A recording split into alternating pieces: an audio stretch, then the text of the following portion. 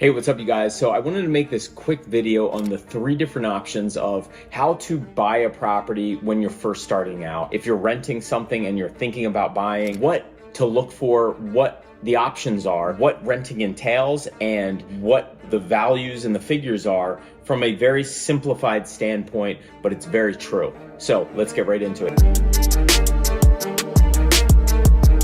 Guys, if you don't know who I am, my name's Kyle Claus. I'm an actor, entrepreneur, real estate broker. I own businesses. I have a multi-million-dollar real estate company. I'm an investor myself in real estate, in stocks, in crypto, and everything. So I have a particular knowledge of experience and lived what I'm preaching and what I'm teaching. So this is coming from somebody who's actually done it. I'm simplifying it down for you guys. So let's get right into it. Now we're going to talk about the 3 different options. And I deal with this every day amongst people coming into the marketplace, in the job market, renting their first property, then making that property go into their first purchase, and then expanding and maybe moving into with the family and keeping it rolling, building wealth along the way, and what their best options are. So here's my boiled down, watered down version of basically what you're looking at and your options are. So I made this diagram. So the first thing is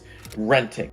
So rent has been going up like crazy. If you're in or near a major market, you're pretty much going to be paying around $4,000, even for kind of a 1-bedroom nowadays. I know in the New York City market and the surrounding areas, you're paying about $4,000, definitely for a 2-bedroom, but say, let's just use roughly $4,000. So at the end of year 1 in rent, there's no way around this. You're going to pay $4,000. That's $48,000 at the end of year 1. And that basically just can go down the trash, and you can light that on fire if you want, because that's pretty much what you get from renting. Now, if you are working out of your apartment, maybe you can write off a portion of that in your taxes. And, you know, there is like little bit of perks because, you know, if like certain things break down, you aren't responsible for them. You know, the owner has to pay for them or the management company has to fix them. So there are little fixes down the line, but ultimately, you're losing out on that money. Now, there's different opportunities. I get it for each people. If you move to a new area and you don't know anything about it and you want to try out renting, great. Or if it's a new job and you're not thinking you're going to live there for a long or be there for a while, or you're not sure of job security, sure, there's reasons to rent. Not saying that, but that's pretty much what you're getting with rentals. It's going down the drain. The next option is single family or condo. So in that scenario, say we are looking at another $500,000, which is an average price, I'd say, of a home, single family in America. Now, I know there's different areas, middle America and everything, that you can buy something less, but you know, definitely around New York, you definitely can get a house for $500,000 unless you're more in the burbs. But condos, $500,000, let's just say $500,000. We're using figures, and you're paying $4,000 in the mortgage. Now, at the end of year 1, you know, 2008, there was a market crash. 2013 and 14, properties went up 16% in some areas. 2020 and 21, after the pandemic, sure, they did too. So let's just say 10% to make things easy. So now you buy a $500,000 place, and in equity, that property raises 10%. So that's $50K up at the end of the year. You buy something for $500. Next year, you in an up market, it's worth $550. Now you are $50K up in that scenario. Now you still pay the $4,000 a month, and that is $48,000 down. So you are basically at the end of year 1, just with the law of averages, you are about basically even. Now, you do have to have upkeep on your properties and little stuff like that, but for all purposes, you're basically breaking even in that scenario. That's still better than the rental scenario long term, right? The third option, if you are starting out and you want to buy a place. Now, this is something I did. This is something my brother did. This is something that I know people have done, and it's really helped them out in the future and saved them. So this is called the multifamily, or, you know, basically house hacking scenario right here. So say we're looking at a multifamily, 500,000, 2-family or a 3-family, right? And you buy that and your mortgage payment's still going to stay the same. It's going to be about let's say it's about $4,000, give or take. Now, let's say you get a 3-family, and in apartment 1, you can rent that for $2,000. In apartment 2, you can rent that for $2,000.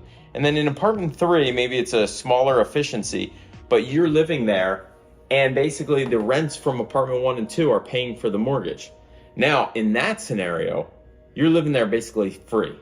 And if that goes up 10% in a year and you paid zero money, now it's 10% a year, you made 50K and you paid zero, so now you're up 50K. I said 50%, but 50K. So you made 50K that year living there. Now you were a landlord, you did have to fix things when they came up, but you are building wealth that way. The same scenario goes for if it's a two family. So like, say it's a 2-family. It's all about what you're looking at, what the rents are. So say you're living in a 2-family, there's one apartment that you can rent out for $3,000 and you live in the apartment that's smaller or whatever.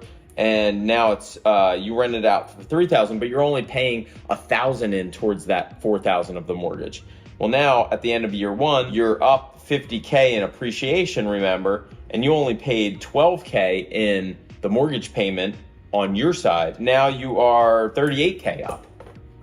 So in that scenario, you're still really doing great. This is the third way, is house hacking. Those are your 3 scenarios for if you're starting out and you're thinking about renting, you're thinking about buying. Do you want a single family condo? You might not want to be a landlord. There's another option too of hiring a property manager, house hacking, but hiring a professional property management. That's what we do also. That usually takes 6 to 8% of the rental values. But I mean, if it's hands off for you and you don't even have to deal with anything, that may be worth it. Don't be one of those people that's like, whoa, that's 6, 8%, I could handle it myself. Great, if you want to handle it yourself, great, but don't let it get you stressed out, because your time is spent elsewhere, enjoying life, making money, and letting property management deal with it. So that's an option too.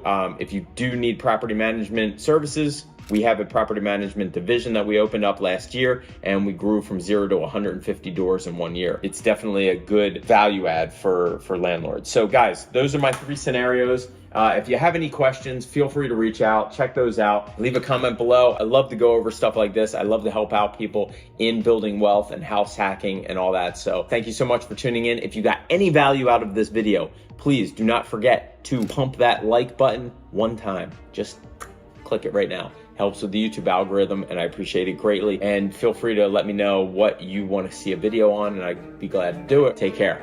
Till next time. Peace.